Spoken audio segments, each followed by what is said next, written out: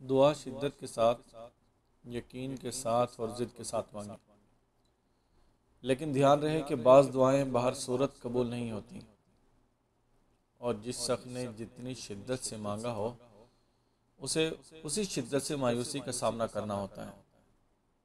بڑے بڑے یقین والوں کے ہاتھ دعا کے لیے اٹھنا بند ہو جاتے ہیں، یہی امتحان ہے۔ یقین والوں کا خدا سے محبت کی بنیاد شدت نہیں، تسلسل ہے۔ تھکا دینے والا روٹین جیسا تسلسل ہی اصل امتحان ہے۔ عبادات، مناجات سب تسلسل ہے۔